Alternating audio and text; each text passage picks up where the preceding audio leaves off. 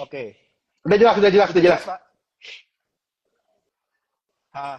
Nah, tadi kan saya memang sedikit membahas tentang GDP kita yang growth walaupun Iya. tertopang oleh inflasi juga ya Pak ya, sehingga angka konsumsi kita juga ikut naik ya.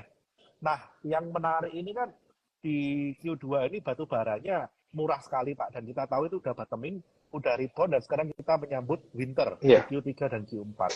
Di mana batu bara ini kan pasti berada dalam level yang equilibrium baru. Mungkin nggak 120, 140, mungkin dengan saya antara 150 sampai 180.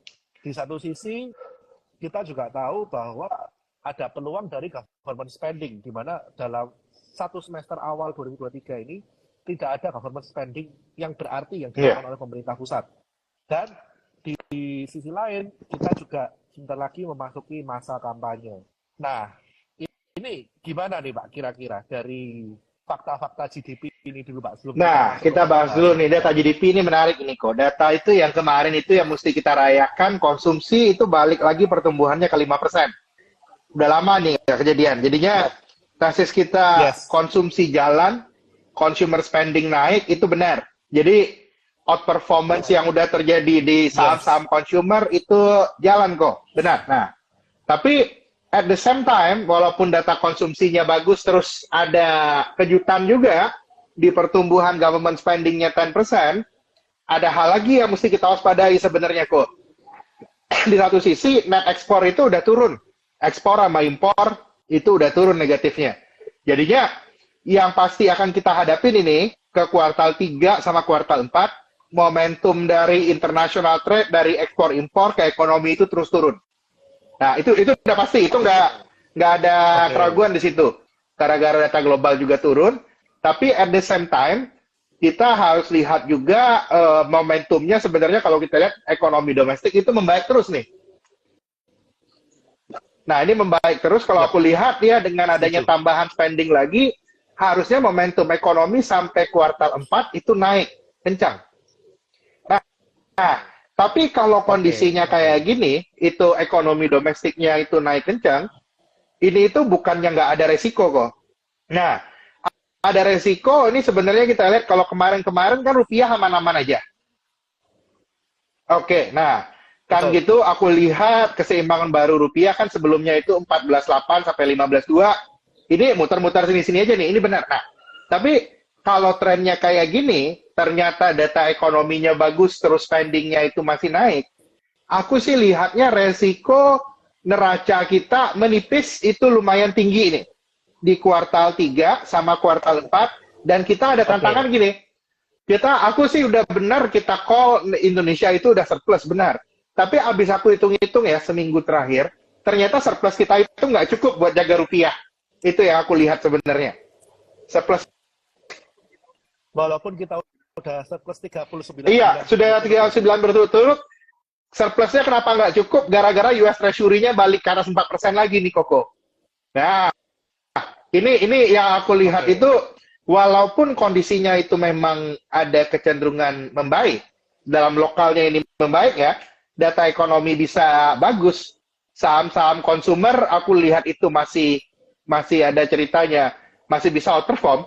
Aku lihat di market itu sekarang kita harus mulai mengantisipasi bahwa habis ini apa namanya tekanan ke rupiah itu bisa balik lagi. Itu yang kita lihat nih. Ini yang aku lihat. Nah, kenapa itu bisa balik lagi? Yang aku lihat itu bahwa sekarang itu kan kemarin itu ya, waktu rupiah lagi stabil-stabilnya ya, neraca berjalan kita itu surplus itu 1,1% tuh GDP.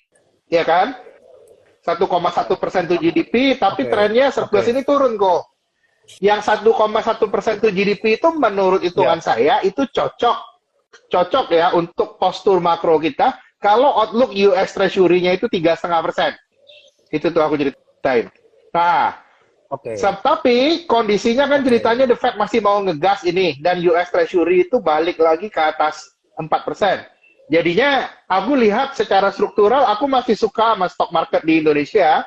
Aku lihat kita harus waspada sama adanya potensi pelemahan rupiah. Ini bisa lumayan ini aku lihat. Ini aku baru lihat ini 2 hari terakhir nih. Ini kalau posturnya kayak gini, postur makro kita nggak cukup nih kayak gini.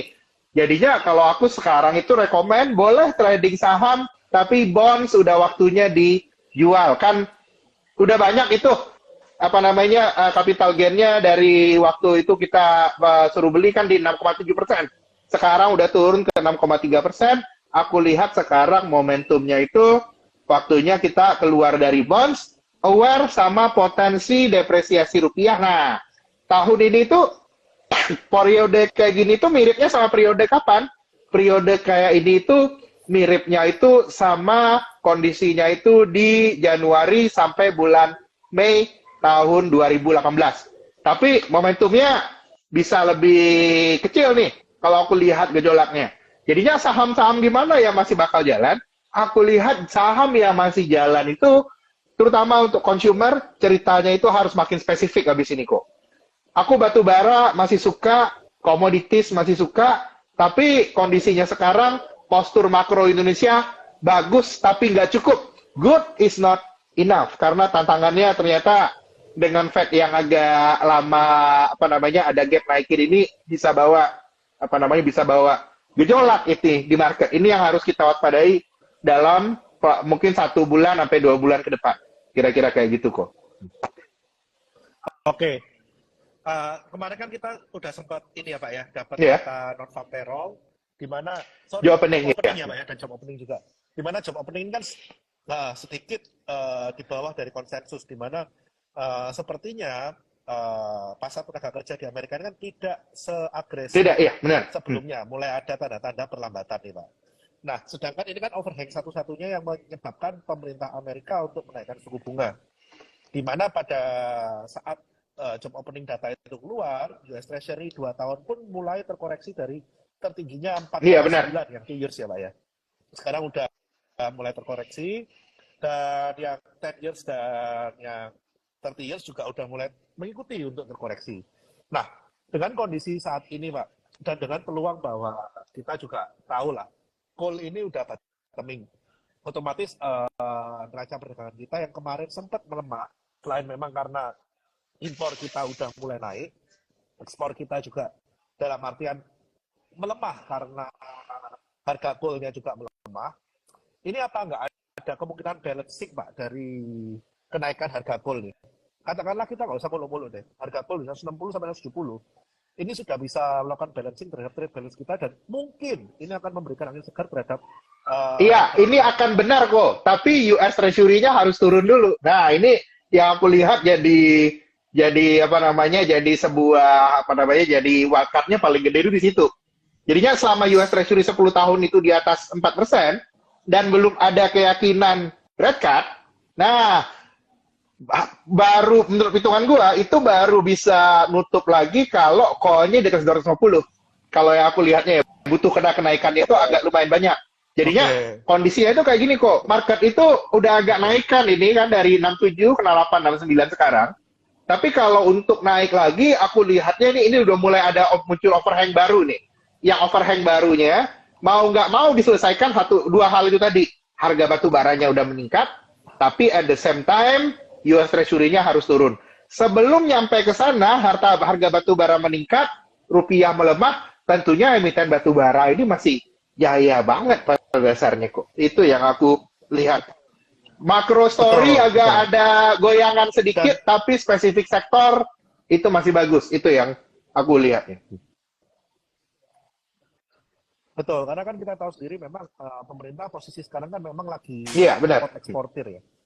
Sehingga kurs US dollar IDR terlalu kuat. Nggak favorable, benar. Nggak favorable, karena itu akan membebani eksportir. Dan hal ini kan memang tercermin. Setiap kita menyentuh 14.6, 14.7, ini selalu dibiarkan untuk kembali ke level equilibrium 15 ya. Kurang lebih kan seperti itu. Nah, dalam kondisi seperti ini Pak, kita kan juga tahu kalau misalkan kita membiarkan US dollar untuk menguat lebih lanjut katakanlah sampai ke 15.4 ke 15.5, ini akan sangat membebani neraca kita. Mungkin yang awalnya kita pengen current account surplus, akhirnya bisa jadi rawan defisit lagi Pak, karena impor kita mungkin lebih naiknya lebih kencang daripada ekspor walaupun harga ke batu bara dan Iya, iya, makanya ekonominya. karena itu kalau aku lihat rupiahnya lagi nggak bisa, kalau menguatnya terlalu dalam kok. Kalau menguat ya, kalau dibiarin menguat sampai 15.000 ke bawah, kan orang jadi pada seneng pergi ke Singapura, pergi ke luar negeri dan lain sebagainya. Karena itu di rupiah aku sebenarnya aku masih senang marketnya, tapi aku lihatnya di rupiah sama bond ini kayaknya sebulan 2 bulan depan bisa ada goncangan. Itu yang aku lihat sih. Baru mulai ketahuan yield bottoming udah mulai naik. Aku lihat ini naiknya kayaknya bukan sekedar tactical aja. Ini ada beberapa situasi makro yang sebenarnya itu harus kita lihat lagi ya. Kira-kira kayak gitu kok. Tapi aku nggak lihat ini bisa dalam banget kayak 2018 ya. Tapi indeed ekonomi kita butuh butuh adjustment lagi. Kalau outlook US Treasury-nya 4%-an. Ini yang aku lihat. Aku bakalan salah kondisi ini kalau US Treasury-nya itu bisa yield-nya turun lagi. Nah, yang aku paling penting itu di sini itu yang 10 year-nya turun, walaupun ya kayak Kobena cerita yang 2 tahunnya udah turun duluan. Itu yang kita lihat. Nah, masalahnya gini, ada satu masalah lagi, US Treasury itu mulai agak steepen. Apa namanya, kurvanya tadinya flat, itu biasanya bagus untuk emerging market, ini udah agak steepen. Jadinya kalau aku lihatnya on saham kita masih bisa lihat doing bottom up, harus very selektif lihat story masing-masing karena kalau aku lihat cerita makro sekarang itu almost price in ya, itu kondisinya. Mungkin hal yang bisa jadi game changer kalau ekonomi China kayak yang kita obrolin waktu itu naik karena so far ekonomi China itu belum kelihatan apa namanya ujungnya kok. Kalau itu aku lihat sekarang dari sisi makro kita harus agak hati-hati nih. Oke.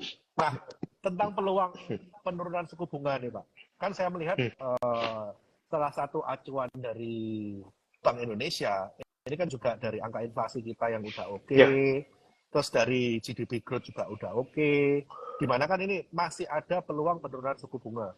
Dan mungkin kita akan tetap menjadi negara yang pertama kali menurunkan. Terlepas ini ya, nanti ada pelemahan terhadap mata uang, pasti akan ada ya. gejolak dan akan menggerus devisa, itu pasti. Tinggal seberapa jauh mereka mau intervensi gitu kan. Mungkin ditahannya di Iya antara benar. 15,2, 15,3, bayangan saya antara level segitu. Iya. Nah, saya punya pandangan untuk nge-hold bond sampai awal tahun depan ya. Nge-hold abon sampai awal tahun depan, oke, oke sih kalau sampai awal tahun depan oke, nggak masalah sampai BI nanti eventually bakal potong bunga, aku agree kok. Cuman yang aku ceritain tadi bahwa ada bisa kemungkinan ada gocangan jangka pendek ini mungkin banget kejadian. Itu yang aku lihat sih. Kalau Iya, yang iya, iya. horizonnya sebulan 2 bulan, nah ini kalau ada yang mau beli bond, aku lihat jangan beli sekarang. Tunggu yieldnya agak Oke, naikkan lagi. oke, Sebulan 2 bulan lagi oke. baru bisa masuk lagi. Karena aku Bayangan agree sama saya, Red Cut, tapi ya. bayangan saya mungkin di level 6,3 ya Pak ya, bisa re-entry ya, 6,3, 6,4 ya. Oh iya, 6,4. Kalau kalau aku lebih di atas 6,4% gara-gara bond yield itu money market rate Gibor 1 bulan 6,4 kok. Jadi bond yield harus di Oke, atas itu kalau aku lihatnya sih itu baru menarik. Gitu ya oke, aku oke, lihat ya. oke, oke, oke. Oke, so ya tema secara garis besar kita juga tetap bottom up ya Pak ya, kita nggak asal pilih. Kita ini tetap bottom up. Terakhir waktu 2018 itu walaupun ada goncangan makro era masih rally kok kalau ingat 2018. Betul, betul, Yang betul, waktu itu betul. ceritanya era waktu itu adalah aku ingat itu yang legalisasi seluruh ini loh, yang legalisasi seluruh handphone, nggak boleh pakai handphone yang BM lagi. Itu story yang bisa bikin naik. Aku lihat hal yang spesifik kayak gini yang harus kita perhatikan ini, karena apa namanya adanya kemungkinan makro headwind ini jadi hal yang mesti kita perhatikan ya. Ya, tinggal diatur horizonnya ya Pak ya. Atur horizon, atur horizon. Ha, oke, terus sekarang kita tahu nih Pak, sebulan terakhir minyak ini udah menguat 15% nih Pak. Yes, benar. Itu nggak kerasa nih Pak. Jadi dalam sebulan terakhir dari 70 ke 88 ya. Nah, ini ada salah satu tantangan tersendiri di mana nilai inflasi yang selama ini kita sangka sudah terkontrol karena dari OPEC juga kemarin melakukan katakanlah supply cut untuk menstabilkan harga minyak. Nah, ini kan sesuatu yang kita nggak bisa hindari nih, Pak. Di mana Nggak bisa menurut hindari, benar. saya menurut saya pelemahan inflasi di Amerika yang datanya keluar tanggal 10 nanti CPI mungkin tidak akan turun setajam bulan lalu. Iya, nah. Nah, ini kira-kira masalahnya ini di target inflasinya 2,2% atau memang marketnya yang memang harus di-push. Yang aku lihat sebenarnya kok, aku baru benar comfortable ya. Kayaknya kan kemarin-kemarin market itu stubborn ya, nggak mau ikutan the Fed. Kayaknya market itu harus ikut guidance interest rate-nya the Fed. Itu yang kejadian. Yang ngatain bahwa inflasi itu mungkin masih bisa agak higher for longer. Market kan kemarin nggak beli itu kan. Ini yang aku lihat di market itu lagi ada dalam proses adjustment bahwa inflasi itu higher for longer. Kita bisa lihat ini yang paling, nah karena itu data inflasi Amerika 2 hari ke depan ini penting banget ini kok. Kalau data inflasi Amerika 2 hari ke depan ini kelihatannya udah mulai masih turun, cuman turunnya itu makin melandai. Nah itu jadi sebuah apa namanya? Aku lihat wake up call juga gitu, buat posisi di emerging market kira-kira kayak gitu. Ya. Oke, nah kalau kita ngelihat posisi sekarang Pak, kalau ini nggak penting ya Pak pertanyaannya, hubungan sampai Renas bilang fix meeting.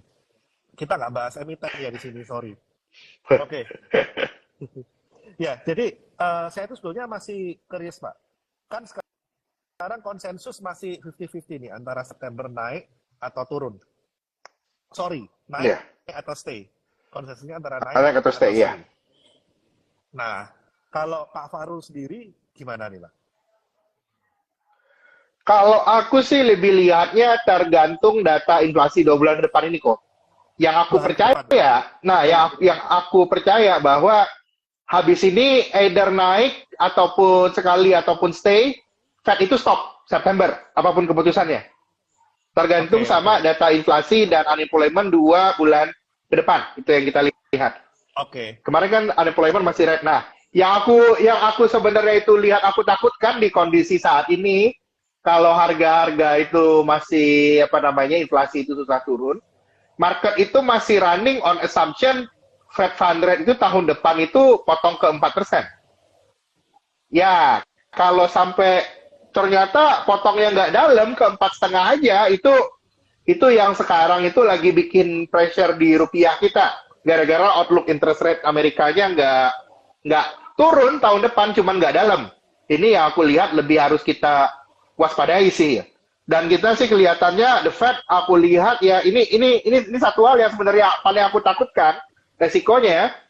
The Fed itu pengen sebenarnya itu bukan diri dia aja yang slowing down, dia pingin bukan hanya ekonomi Amerika yang slowing down, mereka sebenarnya implicitly, ini nggak pernah bisa dikatakan nih karena politically incorrect, mereka implicitly itu expect harus worldwide ini kita harus slow down rame-rame buat bikin inflation ini well contained.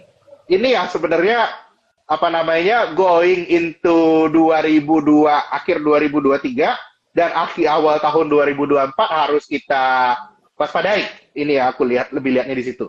Nah, Indonesia dalam hal ini sejarahnya kok kalau Fed paksa melemah dengan naikin bunga, Fed paksa ekonomi global turun, kalau Indonesia-nya juga nggak nyesuaiin, kan kemarin kan masih kencang itu naiknya, nggak nyesuaiin agak plateauing dikit, biasanya rupiah jadi korban. Itu yang aku lihat resikonya dalam sebulan 2 bulan ke depan itu agak meningkat. Dan mungkin ini kalau aku lihatnya ekspektasi kita 50 basis bisa potong September, aku lihat ada kemungkinan tertunda ini. Gara-gara marketnya ada kemungkinan digocek dulu, ini yang paling aku khawatirkan sekarang. Ya, dalam artian kan dalam kondisi saat ini yang dibutuhkan Indonesia itu bukan cuma growth, tapi sustain growth. Sustain growth. Growth Indonesia itu yang belum terbukti, growth Indonesia itu bawa defisit nggak? Nah ini yang aku takutin dari kemarin itu udah naik, sama masih surplus, tapi surplusnya udah mulai turun. Nah ini jadi pembuktian ini. Harus bisa dulu kita membuktikan kita bisa tumbuh tanpa bikin defisitnya balik atau surplusnya shrinking, itu baru bisa jadi baru bisa jadi good catalyst. Jadinya Oke. in this matter aku lihat ya kenaikan IHSG sampai sebulan sampai bulan depan kayaknya ada agak tertahan. Big cap mungkin udah limited ya. Terutama bank udah ketinggian itu. Aku lihat kayaknya all the good news aku lihat udah jadi bank sekali lagi jadi tempat sembunyi FM. Kalau aku sih lebih lihat mungkin kita harus bisa selektif melihat consumer name sama batu bara dan energi related itu ya aku lihat. Gara-gara cerita dari harga minyak naik itu belum selesai. Dan itu biasanya harga minyak naik sama batu bara ceritanya ini selesai itu tidak terpengaruh sama depresiasi rupiah itu yang kita lihat. Justru kalau depresiasi rupiah mereka biasanya masih ada power. Jadi marketnya bakal agak fuzzy nih sebulan 2 bulan ke depan kok. Kalau 2 bulan terakhir kan naiknya enaknya dari bulan Juni ya. Oke. Nah, tentang ini Pak, kita bahas big banks nih. Tentang potensi inflow. Kan kita tahu nih, gimana-gimana, ya pemimpin indeks kita ini for big banks. For big banks, kalau ada sedikit aja inflow dari fund yang indexing, ya pasti secara otomatis mereka akan prorata hajar big banks. Nah, tentang hal ini kira-kira gimana nih Pak? Kalau aku lebih lihatnya flow ke Indonesia itu masih akan kejadian ya. Kalau aku lihat flow ke equity masih bisa lebih jalan daripada bond. Kalau bond tadi kan aku udah lihat, aku udah cerita ada resikonya di di depresiasi rupiah. Kalau aku lihatnya ke equity ini masih oke, tapi itu kita harus harus buktikan juga momentum pertumbuhan kita di kuartal 3 itu masih bagus kok. Itu ya kalau aku lebih lihatnya sekarang ya. Dan kalau katalis dari luar, apakah ada tambahan weighting, index inclusion, kayaknya belum ada lagi ya, itu yang kita lihat. Oke, jadi ya so far kalau untuk MSCI dan FTSE, ya so far masih inilah ya, masih belum ada penambahan dari indeks emerging market juga ya. Jadi belum ada. Mungkin kalau ada rebalancing, ada inflow masuk, ya kurang lebih itu hanya secara prorata ya ke emerging market yang lain juga gitu kan. Lebih terbatas. Yes, benar kok. Lebih terbatas. Oke. Nah, sekarang ini Pak. Kita kan tahu kalau ada peluang inflasi ini sticky dan kita mungkin punya view untuk suku bunga turun ini mungkin agak sedikit lebih melambat. Yang awal kita prediksi mungkin di bulan-bulan ini, mungkin ini kan juga dari BI pun melihat tentang sustainable growth kita. Iya. Sedangkan kita sendiri punya wildcard 2 nih Pak. Kenaikan government spending dan kita juga punya wildcard di dana election. Di mana kedua spending ini Pak, government spending dan dana election ini ada potensi untuk menggerakkan perekonomian 500 sampai 1000 triliun ya Pak ya? Iya, benar kok. 500 sampai 1000 triliun, cuman kalau to be exact ini 500 sampai 1000 triliun itu second round. First round yang pasti itu 140 triliun hitungan kita. 140 triliun first round, second roundnya mungkin ada 100 triliun lagi, nanti net-netnya jadi 500 triliun. Oke, ditambah potensi government spending juga ya Pak ya? Iya, benar. Nah, kira-kira dari potensi government spending ini lebih ke arah mana nih Pak kira-kira? Kalau kita lihat ya government spending ini akan naik itu ke bantuan sosial kok. Bantuan sosial dan satu hal lagi, ya perbedaannya dibandingkan dulu, ini adalah kali pertama bahwa banyak kepala daerah itu yang di-appoint sama Menteri Dalam Negeri. Bukan yang terpilih secara election. Jadinya kalau yang di-appoint sama Dalam Negeri ya harusnya momentumnya itu jadi lebih bagus lagi. Momentum belanja yang dilakukan. Gara-gara lebih terkoordinir lah. Bukan sendiri-sendiri kayak kemarin-kemarin lagi. Iya ya, karena banyak kepala daerah yang kasus ya Pak ya, akhirnya dipilih semua sama Mendagri. Banyak kasus dipilih sama Mendagri ya. Sama itu juga kan kita mau pilkada langsung juga itu bulan September tahun depan. Nah, dan satu hal nih kalau ngomong politik dan market, menurut aku yang belum di price in sama market, kalau kita lihat kontestasinya kok, market tuh kayaknya belum price in pemilu itu 2 putaran. Iya, belum. Saya setuju. Semuanya masih mikir 1 putaran. Semuanya masih mikir 140 triliun aja first round, terus total 500 triliun dengan second round impact. Tapi nggak mikir bahwa pemilu ini 2 putaran. Kalau sampai 2 putaran kok, aku lihat seharusnya consumer names itu harusnya masih bisa mengalami di ratingnya itu masih banyak. Itu yang kita lihat. Oke, soalnya Ini di historical SCBP data. belum terreflect, terus di harga rokok, di saham rokok juga belum terreflect. Oke. WIM itu belum terreflect harga, belum reflect bahwa kita bakalan 2 kali 2 putaran election ya. Ini aku lihat bakal jadi wildcard yang paling penting nanti kita lihat. Oke, Pak. Nah, dari statistik juga kan kita sebelumnya tahu nih, momentum untuk market very liquid dari dana-dana kampanye, ini kan biasanya H-6 bulan, Pak. H-6 bulan. Iya, benar. Nah, itu kan kondisinya adalah di bulan-bulan Agustus, September.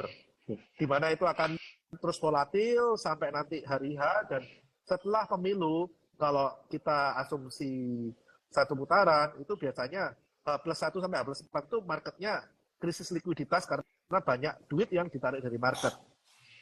Yes, benar. Nah, ini kira-kira kita bisa melihat potensi inflow dari dana kampanye ke market ini kapan ya, Pak ya? Karena kan kita tahu nih, kalau dulu-dulu kita ini mungkin nggak banyak melihat politisi yang terkait sama pasar modal. Tapi Sekarang mulai ramai soalnya. Benar. Sekarang mulai ramai. Pasar modal ini source of funding. Tapi kalau menurut aku kok, dana kampanye buat 2024 itu sudah keluar dari market dari awal tahun. Itu teks saya. Oke. Ama channel cek beberapa itu udah keluarnya dari awal tahun. Dari Oke. banyaklah saham IPO yang naiknya berkali-kali lipat. So, sudah ada IPO besar juga 2 tahun terakhir. Aku lebih lihatnya itu lebih jadi dana kampanye sebenarnya ya. Instead of carinya sekarang. Kalau nyarinya mau sekarang, udah telat kalau menurut saya sih di market. Dari dana kampanye. Ya, karena big money-nya udah berputar ya, Pak ya? Big money-nya udah berputar. Big money-nya udah berputar, mereka udah, kalau aku lihat itu lebih banyak itu sebenarnya itu di fundraising, instead of trading, aku lihat fundraising kok itu lebih material sebenarnya. Buat fundraising IPO, red issue, and many things, itu lebih material sebenarnya untuk, kalau kita lihat itu, dana itu mereka jadi company nantinya pasti company juga ada biaya untuk support talent kan. Itu nggak bisa dinafikan. Itu udah dapat sebenarnya. Kalau aku sih lebih lihatnya sekarang itu yang bakal jadi hal yang positif untuk market. Karena itu aku nggak lihat market itu turun. Ada satu hal lagi kok. Aku sebenarnya senang sekali banyak emiten-emiten yang menunda untuk IPO. Oke. Ini di satu sisi ya, walaupun orang lihat, ini kenapa banyak ditunda? Kalau aku lihat, better ditunda, tunggu marketnya lebih bagus, company-nya lebih ready, nanti akan jadi IPO lebih berkualitas. At the same time, kalau aku lihat dengan banyaknya penundaan IPO ini, likuiditas kita tidak akan lagi terserap kepada beberapa IPO tersebut, terutama yang mega IPO. Sehingga, ini yang aku ceritain kayak cerita kita bulan lalu, cerita bahwa banyak insurance, pension fund, yang tadinya mungkin sempat jaga kuda-kuda mau investasi ke IPO baru, aku lihat itu nggak kejadian. Bakal bisa balik lagi ke pasar saham kita. Ini bakal jadi wildcard positif di tengah tantangan tadi. Ya, karena ya seperti yang kita bahas ya, itu dana-dana pensiun dan insurance itu iuran datang terus, uang masuk terus. Terus. Selama ini mereka santai nih, lempar bond. Itu udah achieve, mereka punya arahan investasi di 7%, 6,5%. Iya. Tapi sekarang kondisinya udah beda. Mereka nggak bisa lagi dikit-dikit lempar bond ya, Pak ya. Sehingga udah nggak bisa. Jadi ini adalah salah satu potensi inflow juga yang dari pasar bond ke pasar saham juga ya, Pak ya. Atau mungkin pasar saham. Fresh fund mereka nggak lagi masuk inflow ke bond, tapi langsung inflow ke equity ya. Efek equity, tanda-tandanya itu udah kelihatan nih sekarang. Ini yang bakalan bikin naik kok. Jadinya di tengah memang ada beberapa, kalau aku lihat ini ada di makronya walaupun ada gocekan nih. Sebulan 2 bulan ke depan ada gocekan, tapi harapannya masih ada. Ya, kita lihat juga secara statistik bulan September ini juga cukup berat. Ya, statistik berat. Makanya benar. Secara statistik menurut saya sih ya memang kita harus waspada bulan September ya, Pak. ya, walaupun bulan Biasanya Oktober ini aku kan, nggak tahu tuh kok. Kenapa kok? September Oktober kejadian luar biasa itu selalu September Oktober. Aku nggak tahu kenapa. Aku lihat nih, waduh ini aku lihat postur makro juga nih. Postur makronya kayaknya nanggung. Waduh berat nih ya. Kutukan September Oktober nih ada lagi. Makanya kayaknya mesti ini ya Pak hati-hati ya, nih benar. apa kayaknya kalau boleh dibilang statistik ya, never lie ya. Statistik never lie. Itu interesting kok. Karena itu di market ini banyak hal-hal yang aneh tapi nyata. Kayak gitu kan? Iya, iya, betul, betul, betul, betul. Nah, dengan apa yang sekarang ada di depan nih Pak, kan kita kemarin sempat, oh ini nice to have a long journey with stock market nih, kita mulai Iya. ngelong nih, ya kan? Nah, memang dalam Iya. potensi ngelong ini juga ada potensi sedikit geronjalan ya Pak ya, nggak mulus. Iya, gerun Tapi jalan kalau ini benar kita ya. lihat sampai akhir tahun Pak, saya punya view fair value 7172 Pak. Kira-kira gimana menurut Bapak? ISG. Kalau aku akhir tahun masih lebih optimis kok, 7374 kalau aku akhir tahun. Oh, asik. Asik. Jadi itu ya Masih teman-teman, banyak, masih terlepas asik. Ya. terlepas dari gejolak yang ada, itu tergantung dari time frame kalian. Jadi kalau kalian memang trader, ya dalam posisi Agustus September ini ya kalian atur posisi kalian. Walaupun secara panjang kita tarik ya memang potensi untuk ngelong saham ini masih ada. Cuma ingat, ini Iya. bukan market rally. Kalau rally itu kan cap-cip semua jalan ya Pak ya. Iya, benar. Belum. Kita belum nyampe ke situ. Not yet, belum. Ada gocekan nih, ada gocekan dulu kita harus selesaikan. Betul. Jadi selektif lah, lebih bijak dalam Iya. memilih saham. Dan kembali lagi result is everything. Itu nggak pernah Iya. tergantikan tuh. Kita nggak bisa melupakan Iya. result tuh. Dan kemarin memang sempat Pak, ada beberapa company yang resultnya bagus, diapresiasi oleh market. Tapi ada juga beberapa company yang resultnya bagus, masih sama seperti tahun-tahun sebelumnya, sell on news. Nah ini kira-kira gimana nih Pak? Ini faktor dari emitennya saya kira ya. Faktor dari Kalau ya faktor emitennya kok. Kalau di sini aku lihat itu yang mungkin lebih harus sering kita bahas, misalnya kayak di grupnya Kobernat itu di Warga 88 itu bahas reputasi emiten habis ini. Kalau ya, reputasi emiten itu nggak ngasih guidance yang bagus, komunikasinya jelek, ya masih calon news. Jadi ceritanya ya. benar-benar masalah soal reputasi ini sekarang kan. Jangan kayak Asus kemarin Betul, kan betul. hasilnya bagus, tapi orang meragukan Asus itu kejadiannya. Betul, betul. Karena orang merasa sustain kah ini? Atau karena sudah istilahnya bottom. Jadi kita low base gitu kan. Growth-nya dari low base. Low base benar. Jadi ini sebetulnya bukan growth yang sebenarnya gitu kan. Nah ini yang Iya mungkin benar. corporate communication-nya harus jalan ya Pak ya. Karena Iya benar. Pak emiten nggak bisa dipungkiri untuk melakukan corporate communication ini kadang juga tidak rutin. Sehingga kita Nggak lihat rutin, result benar. ini juga nggak ada guidance gitu kan. Nggak ada guidance, benar-benar. Oke. Nah, kalau kita ngomong ini Pak, sektor secara spesifik, kan konsumen kan kita setuju nih. Staples kita juga setuju bahwa ya kita tinggal cari entry lah. HMSP itu Iya. ada potensi, namun kita juga lihat teknikal lah, ya kan?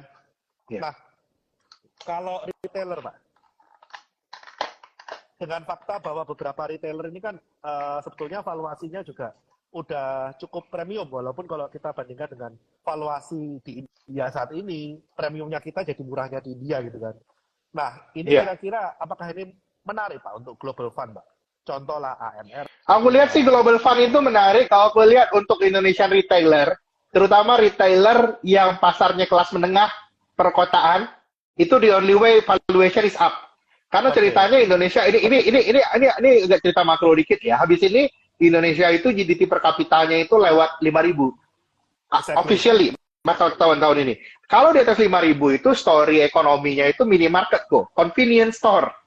Convenience Ya. store, orang nggak belanja lagi ke pasar becek, orang nggak belanja ke mom and pop store, minimarket bertebaran, ini bakal jadi ceritanya masih jalan. Jadinya retail sih aku oke. Tapi retail yang menyasar menengah ke bawah, aku sih, yang pasarnya nanggung, kayaknya aku lihatnya masih berat sih kok. Mereka harus shifting sih. Karena dengan kondisi kita udah break glass ceiling GDP, itu kita udah nggak price sensitif lagi di minimarket. Mungkin kalau sekarang Udah nggak teman-teman lihat orang dulu kalau pergi selalu pilihnya Indomaret Alfamart gitu kan, dibandingkan dengan Ya, ke Alfamidi, karena Alfamidi kan harga di atas ya. Cuma sekarang kita lihat yes benar. orang bisa belanja bulanan di Alfamidi, Pak. Alfamidi, oh, enggak kayak kita aja. Gua misalnya kalau ke Alfamidi beli buah itu udah nggak lihat nawar-nawar lagi. Boleh, oh ya udah beli ya udah. Iya, iya, iya. Iya. Jadi sensitivitas terhadap harga untuk kebutuhan pokok ini udah berbeda ketika kita Yes, berhasil break GDP glass kita. Nah, jadi yes. ya Dan ini ini harus kita bakal official break tahun ini. Jadinya retail kelas atas is a must have kalau di kita. oke. Nah, kalau kita ngomong retail kelas atas, Pak, kalau kita ngomong break GDP, berarti otomotif ini kan juga nggak akan meleset. Aku sih lihat otomotif aku masih suka Astra, DRMA, Auto, it's a must have. Jangan sampai nggak punya. Ya, Ini ya, juga karena ya aku lihat bakal dengan cerita story ini, walaupun ada goncangan depresiasi rupiah ke depan, mereka akan menang lawan market. ya, ya, ya, ya. Karena saya lihat kan Plus jangan lupa juga ceritanya Auto sama DRMA sama Astra ini mereka juga ekspor kok. betul, Jangan betul. lupa. Jadinya any depreciation in IDR itu bakal net positif ke mereka, terutama untuk outlook-nya dalam jangka panjang. Gitu kira-kira. Iya, iya, iya. Jadi kalau kita lihat kan sesimpel bahwa ketika GDP kita udah break 5.000, mungkin dulu orang yang beli motor bekas akan jadi beli motor baru. Orang yang mungkin beli Yes, motor benar. terbaru akan beralih ke LCGC. Orang yang dari Yes. LCGC mungkin akan beralih ke mobil yang lebih premium seperti itu kan, Pak. Ya, Jadi benar. ada shifting habit untuk spending dari yang awalnya kita hanya spending untuk barang-barang yang primer, ini barang-barang tersiernya mulai kena nih. Yes, benar. Barang-barang tersiernya kena dan makin nggak price sensitif.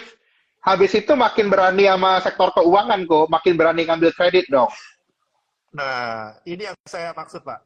Kalau kita ngomong dengan sektor kredit, biasanya setelah kita break, kayak Korea nih, Pak, setelah dia break glass ceiling GDP-nya, yang jalan itu adalah kredit consumer. Kredit consumer, benar. Karena mereka, Solusinya apa? Sama-sama kita udah tahu jagoannya siapa ya, kredit consumer.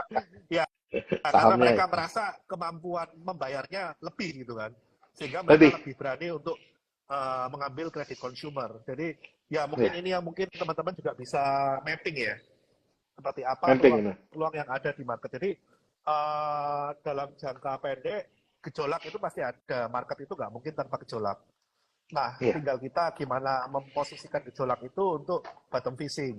Contoh lah kalau kemarin teman-teman ambil Arto, waktu ada sell off gede, ternyata dia mantul di 2.600. Di mana itu juga udah dibaca oleh jurnal kita di Warga 88, dan ya hari ini jalan gitu kan. Ya, itu kita harus berani untuk take advantage ya dari apa yang boleh dibilang orang yang panic selling lah. Selama secara fundamental headwind-nya ini sementara ya Pak ya. Iya, benar. Seperti itu. Oke Pak, mungkin penutup nih Pak. Sebelum kita tutup mungkin ada sedikit Iya. pesan-pesan dari Pak Farul nih Pak teman-teman nih. Nah, mungkin pesan-pesan dari saya adalah bahwa kita memang harus harus stay berinvestasi di kondisi apapun.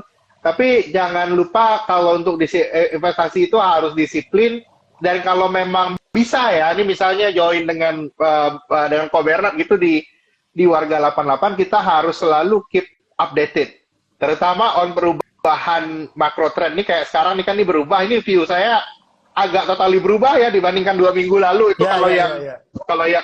kalau yang ini follow, jadinya kita harus berubah. Jadi selalu kalau aku selalu berpesannya adalah bahwa selalu di kondisi investasi kita selalu ada yang namanya blind spot, hal-hal yang kita nggak lihat sebelumnya terus kita lihat. Nah, tapi begitu kita sudah sadar bahwa itu blind spot kita dan ternyata posisi kita misalnya lagi salah, jangan pernah takut untuk balik badan. Balik badan itu juga hal yang sangat penting untuk dilakukan. Karena di investasi itu bukan hanya soal maximize return, tapi juga minimize loss. Nah, ini hal yang penting. Semoga kita semua selamat berinvestasi. Semoga mudah-mudahan gejolak yang bisa kejadian di September mudah-mudahan bisa kita hadapi bersama. Kira-kira seperti itu. Oke, thank you Pak Farul. Pokoknya stay dinamis ya di market. Kalau Stay dinamis. Walaupun banyak ada goncangan, dia harus stay dinamis. Ya, oke. Thank you Pak Farul. Kita ketemu lagi di bulan depan untuk mungkin kita akan membahas kira-kira hasil CPI 2 hari lagi ini gimana nih. Oke, ya kita bahas CPI 2 lagi. Benar, Koko. Ha, Oke, siap. thank you, Pak Makasih. Farul. Ya.